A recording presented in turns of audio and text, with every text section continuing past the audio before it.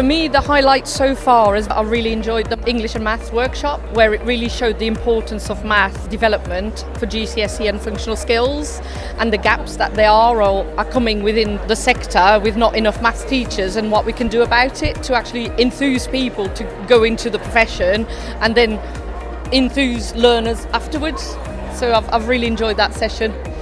Anyone can do maths, it's just about knowledge gaps really, and it's about trying to inspire and engage students and help them feel confident in their own ability to be able to achieve, and in my case, maths. I work for the National College of High Speed Rail. I develop the power curriculum, and we have a lot of apprentices coming into the rail industry, and those skills are really lacking in some of them, and to actually get that skill across to them. Delivery of mathematics basically, and engineering principles, electrical principles, mechanical principles is very challenging for all our teachers and our lecturers. So this event has really been very valuable to give me ideas of how to deliver that. Innovative teaching skills as well. That's going to be the next workshop, which I'm looking forward to.